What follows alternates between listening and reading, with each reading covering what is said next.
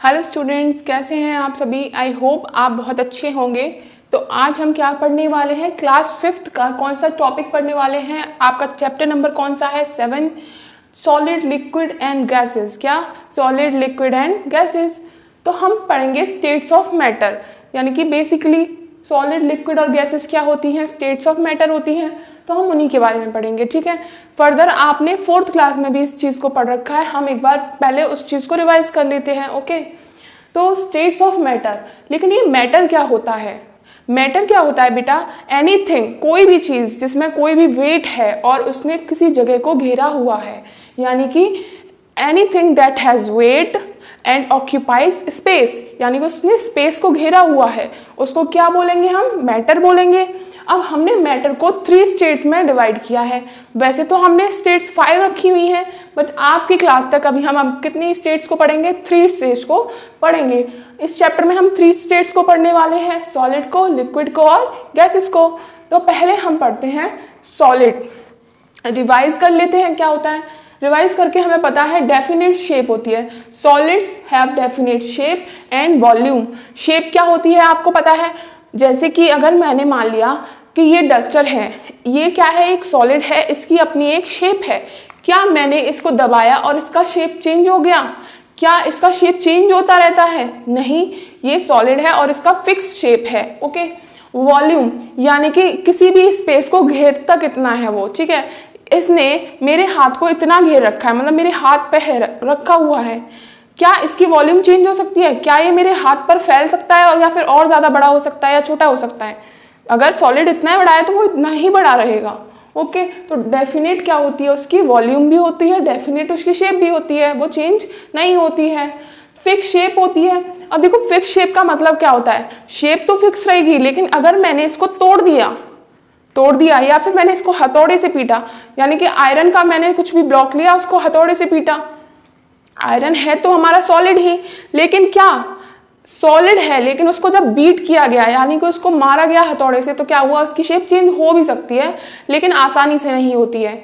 तीसरा, हार्ड होते हैं सॉलिड्स, डू नॉट फ्लो, और वो फ्लो नहीं करते, यानी कि बह नहीं जाते हैं। जैसे आपका पानी होता है लिक्विड, वो क्या करता है, बह जाता है, लेकिन जो सॉलिड्स होते हैं वो क्या करते हैं, बह नहीं जाते। दूसरी एक और प्रॉपर्टी होती है डिफ्यूजन। क्या, डिफ्यूजन।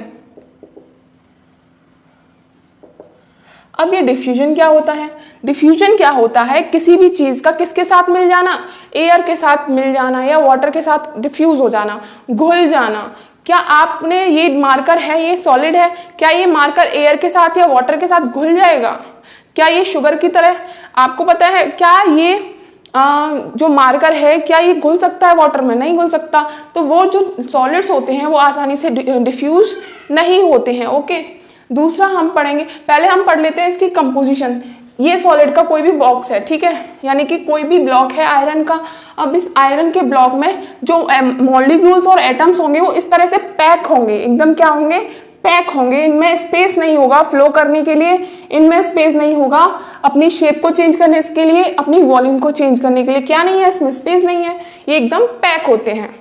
नेक्स्ट हम पढ़ेंगे किसके बारे में, लिक्विड के बारे में। अब लिक्विड के बारे में हम कैसे पढ़ेंगे, डेफिनेट वॉल्यूम। लिक्विड की देखिए, अगर मैंने 1 लीटर लिक्विड यानी कि वाटर ले लिया, 1 लीटर वाटर लिया, मैंने उसको इतने बड़े बॉक्स में रख दिया, 1 लीटर वाटर को मैंने इतने बड़े बॉक्स में डाल दिया, तो भी वो 1 लीटर ही रहेगा। अगर मैंने 1 लीटर को 1 लीटर के बॉक्स में डाला तो वो भी 1 लीटर ही रहेगा। ऐसा लगेगा कि वो फुल हो गया है और ये खाली है, लेकिन दोनों 1 लीटर ही रहेंगे, यानी कि वॉल्यूम उनकी क्या होती है, फिक्स होती है। दूसरा, do not has fix shape. लेकिन देखो सॉलिड की तरह लिक्विड में क्या नहीं होता, फिक्स शेप नहीं होता। क्यों नहीं होता मैम, क्योंकि इसके जो मॉलिक्यूल्स होते हैं वो ज़्यादा क्लोजली बाउंड नहीं होते हैं, थोड़े दूर दूर होते हैं। तो फिक्स शेप कैसे होगा, शेप चेंज कर लेता है वाटर अपनी आराम से। अगर मैंने उसको एक गिलास में डाला है तो वो गिलास की शेप में हो जाएगा, अगर मैंने दूध को भगोने में उबाला है तो वो भगोने के शेप का हो जाएगा, अगर मैंने उसको किसी भी पतीले में, किसी भी चायदान में उबाला है वो उसकी शेप का हो जाएगा। लेकिन सॉलिड के साथ ऐसा नहीं होता ना, तो ये इसकी कोई शेप नहीं होती है। लिक्विड्स फ्लो करते हैं यानी कि वो बह जाते हैं। क्या करते हैं, बह जाते हैं। अगर आपने देखा होगा हनी क्या है, हनी एक लिक्विड है। हनी अगर आपका ज़मीन पे गिर गया तो वो क्या करेगा, धीरे धीरे फ्लो करेगा, बहने लग जाएगा। पानी क्या करता है, बह जाता है। दूध जब उबल जाता है तो क्या करता है, वो बहने लगता है। ओके, डू नॉट डिफ्यूज, ये भी क्या नहीं करते, डिफ्यूज नहीं होते। ठीक है, तीसरा हम पढ़ेंगे गैसेस के बारे में। गैसेस क्या होती हैं, गैसेस कौन सी स्टेट होती है, जो गैसियस स्टेट होती है, यानी कि एयर जैसी स्टेट होती है। Do not have definite shape, आपने गैसेस की कोई शेप देखी है, शेप नहीं होती है, गैसेस की कोई शेप नहीं है। यहाँ इतनी गैसेस हैं, इनकी कोई शेप है, इनकी कोई शेप नहीं है। क्यों नहीं है, क्योंकि गैसेस को जिस भी कंटेनर में, अगर मैंने इस रूम में गैस भरी है कोई भी, यानी कि इस रूम में एयर है, तो ऐसा नहीं होगा कि मेरे पास एयर है बाकी रूम में एयर नहीं है। एयर क्या होगी, पूरे रूम में बराबर होगी, बराबर होगी ना। अगर मैंने कोई भी गैस ली और मैंने किसी कंटेनर में डाल दी, तो वो ऐसा नहीं होगा कि गैस एक कंटेनर के पास में पड़ी है। गैस पूरे कंटेनर को क्या कर लेती है, फिल कर लेती है। इसीलिए गैसेस क्या होती हैं, उनकी कोई शेप नहीं होती। तीसरा हम पढ़ेंगे occupies the container where it is fluid, यानी कि जहां भी गैस को रखा जाता है वो पूरी स्पेस को क्या कर लेती है, कवर कर लेती है। ठीक है, और क्यों कवर कर लेती है, क्योंकि इसके मॉलिक्यूल्स के बीच बहुत ज़्यादा डिफरेंस होता है। ये अपने आप इधर उधर क्या कर रहे होते हैं, एयर में फ्लो कर रहे होते हैं, इसीलिए गैस क्या होती है, फ्लो करती है। यानी कि पूरी फ्लो तो करती है ना, बह रही है एयर, यानी कि गैसेस बहती हैं। पूरे जो भी कंटेनर, यानी कि जो भी रूम है जहाँ भी एयर प्रेजेंट है, वो पूरी चीज़ को फिल कर लेती है। ठीक है, आपको यहाँ तीनों चीज़ों में डिफरेंस समझ आ गया। सॉलिड की डेफिनेट शेप होती है, गैसेस और लिक्विड की डेफिनेट शेप नहीं होती है। इसकी फिक्स शेप, अब क्या, इसकी सॉलिड और लिक्विड की फिक्स वॉल्यूम होती है। सॉलिड और लिक्विड जितना वॉल्यूम का होगा, जितना किलो का होगा या फिर जितने भी होगा लीटर, वो क्या होगा, फिक्स होगा। लेकिन गैसेस की कोई फिक्स वॉल्यूम नहीं होती है। सॉलिड हार्ड होते हैं, लिक्विड हार्ड नहीं होते हैं। और गैसेस क्या होती हैं, ऑक्यूपाई करती हैं पूरे स्पेस को। इतना आपको समझ में आ गया। चलिए अब हम पढ़ेंगे आगे कि सॉलिड से लिक्विड कैसे बन जाता है, लिक्विड से गैस कैसे बन जाती है, गैस से सॉलिड कैसे बनता है, और लिक्विड से सॉलिड कैसे बनता है।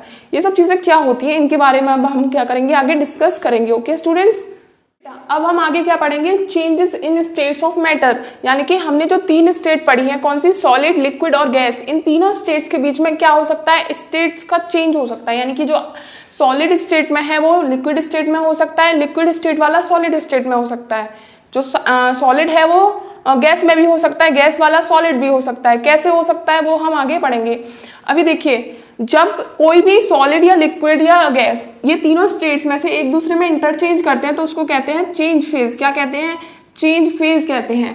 कैसे, देखिए, या तो हीट करने पर आपका स्टेट ऑफ मैटर चेंज हो जाएगा, आपका स्टेट चेंज हो जाएगा, या फिर आप कूल करोगे तो स्टेट ऑफ मैटर चेंज होगा। अब कैसे होगा, मैंने लिया यहाँ आइस, ठीक है, ये तीनों क्या है, स्टेट ऑफ वाटर है, पानी की ही है। देखो आइस भी किससे बनी होती है, वाटर से, वाटर होता ही है वाटर।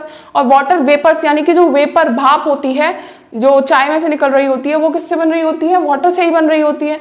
चलिए, तो ये आइस जो है उसको अगर मैंने हीट किया, हीट यानी कि इसको टेम्परेचर ज़्यादा पे रखा, हीट कर दिया, गर्म किया, तो क्या हो जाएगा, आइस क्या बन जाएगी, वाटर बन जाएगी, वाटर बन जाएगी ना। उसके बाद क्या किया मैंने, उसको और हीट किया, वाटर को भी और हीट किया, तो वाटर में से क्या निकलने लगेगी, वाटर वेपर यानी कि गैस निकलने लगेगी। ठीक है, ये लिक्विड है, वाटर क्या है, लिक्विड है, और आइस क्या थी, सॉलिड।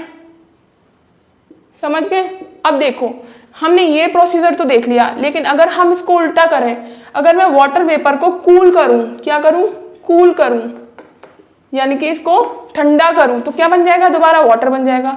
अगर मैं वाटर को दोबारा ठंडा करूं, तो इसको दोबारा कूल करूं, तो क्या बन जाएगा, आइस बन जाएगा। ठीक है, आइस को हमने हीट किया, वाटर बना, वाटर को हीट किया, गैस बन गया, वाटर वेपर को कूल किया, वाटर बन गया, वाटर को कूल किया तो क्या बन गया, आइस बन गया दोबारा। तो इसका मतलब है हम हीट करने से या कूल करने से क्या कर सकते हैं, स्टेट्स ऑफ मैटर को क्या कर सकते हैं, चेंज कर सकते हैं। इसकी फिजिकल स्टेट कैसी है, सॉलिड, इसकी फिजिकल स्टेट कैसी है, लिक्विड, इसकी फिजिकल स्टेट कैसी है, गैस। ठीक है, अब हम आगे पढ़ेंगे चेंजेस स्टेट्स, यानी कि फिजिकल चेंजेस कैसे होते हैं। ठीक है, चलिए बेटा, अब हम पढ़ेंगे टाइप्स ऑफ चेंजेस के बारे में, यानी कि ये जो चेंज हो रहे हैं जो स्टेट्स चेंज हो रही हैं सॉलिड से लिक्विड, लिक्विड से सॉलिड, ये कैसे हो रही हैं, कितने टाइप होते हैं इसके। तो पहला हम पढ़ेंगे फिजिकल चेंज। फिजिकल से आपको मतलब है कि इसकी जो कंपोजिशन है, जैसे कि क्या हो जाएगा कि कोई चीज़ सॉलिड दिख रही है वो लिक्विड हो जाएगी, लिक्विड से गैस हो गया, यानी कि फिजिकल प्रॉपर्टी चेंज हो गई, दिखता कैसा है वो वैसा चेंज हो गया। लेकिन ये कैसा होता है, टेम्परेरी होता है। आपको पता है अगर हमने वाटर को आइस बनाया है तो हम आइस को वाटर बना सकते हैं, आइस हमेशा के लिए आइस नहीं रहेगी, वाटर हमेशा के लिए वाटर नहीं रहेगा, और जो पानी हॉट है यानी कि गर्म है वो वेपर हमेशा के लिए वेपर नहीं रहेगी। ये जो फिजिकल चेंज होते हैं हीटिंग और कूलिंग से हो जाते हैं। और दूसरी बात क्या है, आइस से वाटर, वाटर से वेपर, ये जो बन रहा था वो हीट से बन रहा था, वेपर से वाटर, वाटर से आइस क्या बन रहा था, कूलिंग से बन रहा था। तो ये फिजिकल चेंजेस होते हैं, यानी कि हमें वो चीज़ें दोबारा भी मिल सकती हैं रिवर्स में। यानी कि अगर मैंने वाटर को आइस बना दिया है तो हमें आइस से वाटर मिल सकता है, रिवर्स कर सकते हैं, यानी कि हम इनसे एक दूसरे को चेंज कर सकते हैं। लेकिन उसी से अपोजिट क्या होता है, केमिकल चेंजेस। केमिकल चेंजेस यानी कि उसकी केमिकल कंपोजिशन चेंज हो गई पूरी, जैसे कि it is a permanent change, यानी कि ये इसके चेंज के बाद ये दोबारा से, यानी कि अगर मैं इस एग्जाम्पल को लूँ, अगर आपने फ्लोर यानी कि आटे को, पहले आटा कैसा था, पाउडर जैसी स्टेट में था, पाउडर जैसी स्टेट में आपने क्या किया, वाटर मिला के उसको अच्छे से क्या कर लिया, आटे को डो बना लिया, यानी कि सेमी सॉलिड हो गया वो। सेमी सॉलिड यानी कि ना तो वो लिक्विड है ना वो सॉलिड है प्रॉपरली। उसके बाद आपने क्या किया, उसको डो बनाया और उसको फोर्सफुली क्या कर दिया, उसको चपाती में शेप में दिया और उसको हीट कर दिया, यानी कि आंच पर रख दिया। अब आंच पर रख दिया क्या बन जाएगी, चपाती बन जाएगी। चपाती कैसी होती है, सॉलिड होती है। अब क्या आप चपाती से दोबारा आटा बना सकते हो, क्या आप बनी हुई चपाती से दोबारा आटा बना सकते हो, बिल्कुल नहीं बना सकते। इसीलिए इसको कहते हैं परमानेंट चेंज, यानी कि जो फ्लोर आटा था उसकी केमिकल कंपोजिशन अलग थी और जो रोटी है उसकी केमिकल कंपोजिशन कैसी है, बिल्कुल अलग है। पेपर को अगर हम हीट कर दें, यानी कि अगर हमने पेपर लिया कोई भी, उसमें क्या कर दिया, आग लगा दी, आग लगाने के बाद क्या हुआ, वो एशेस बन गए, राख हो गए। अब क्या राख से दोबारा पेपर बना सकते हैं आप? आपका आंसर है बिल्कुल नहीं मैम, बिल्कुल नहीं बना सकते हम राख से दोबारा पेपर। तो इसका मतलब है ये परमानेंटली चेंज हो जाता है, और जो परमानेंटली चेंज हो जाता है उसी को क्या कहते हैं, केमिकल चेंजेस कहते हैं। आपको यहाँ तक समझ में आ गया। हम पढ़ेंगे सॉल्यूट, सॉल्वेंट और सॉल्यूशन के बारे में। ये तीनों होते क्या हैं, ये आपने देखा होगा। सॉल्यूशन क्या होता है, सॉल्यूशन यानी कि केमिस्ट्री लैब में आपने देखे होंगे कि बहुत सारे तरह के क्या पाए जाते हैं, सॉल्यूशंस पाए जाते हैं। वो सॉल्यूशंस क्या होते हैं, किसी चीज़ से मिलकर बने हुए, यानी कि अगर हम वाटर को देखें तो वाटर को हम सॉल्यूशन कह सकते हैं क्या, बिल्कुल नहीं कह सकते, क्योंकि वाटर में कुछ और नहीं मिला है, कोई मिक्सचर नहीं हुआ है, उसको हम सॉल्यूशन नहीं बोलेंगे। वो एक चीज़ है बस, वो एक सब्सटेंसेस है। अब देखिए सॉल्यूट क्या होता है। सॉल्यूशन कब बनता है, जब उसमें कुछ चीज़ें मिक्स की जाती हैं, ठीक है, किसी चीज़ में दूसरी चीज़ को मिक्स कर देते हैं, उसके बाद क्या बन जाता है, सॉल्यूशन बन जाता है। तो कैसे मिक्स करते हैं, तो देखिए जैसे मैंने एक एग्जांपल लिया, शुगर प्लस वाटर, यानी कि शक्कर को किस में मिलाया, मैंने वाटर में मिलाया। अब आप मुझे बताइए शक्कर ज़्यादा लूँगी मैं या वाटर ज़्यादा लूँगी शक्कर को वाटर में मिलाने के लिए? ऑब्वियस सी बात है, शुगर जो है वो मैं कम लूँगी, 1 चम्मच लूँगी।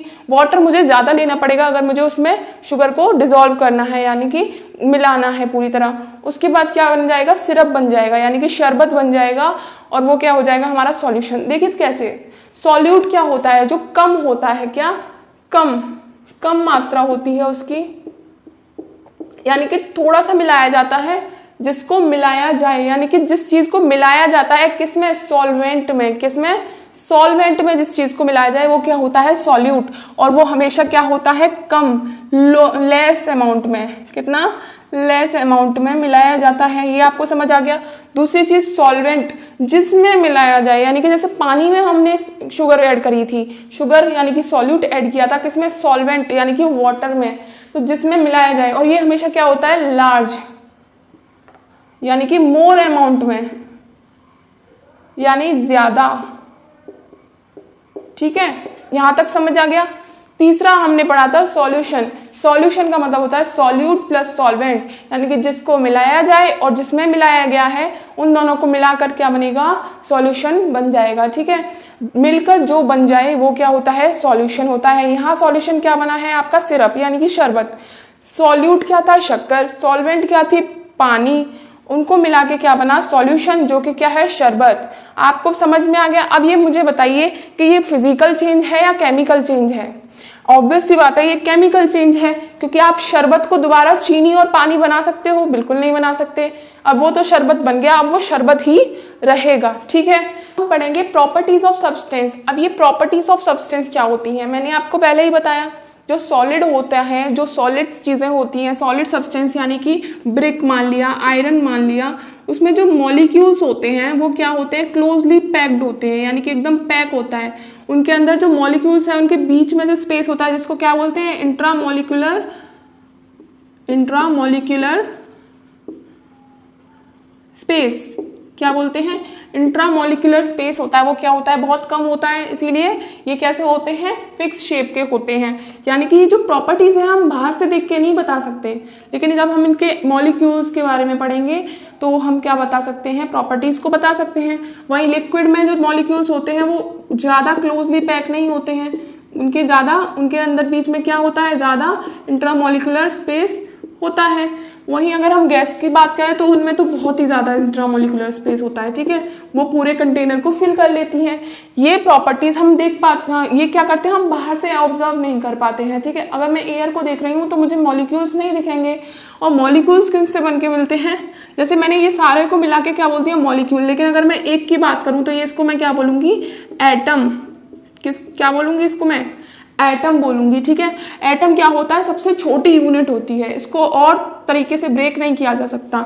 मॉलिक्यूल 2-4 एटम से मिलकर बना होगा या ज़्यादा एटम से मिलकर बना होगा, लेकिन एटम क्या होगा, सिंगल। ठीक है, सिंगल यूनिट्स भी होती हैं जिनको देख नहीं सकते आंखों से। आई होप आपको ये चैप्टर समझ में आ गया।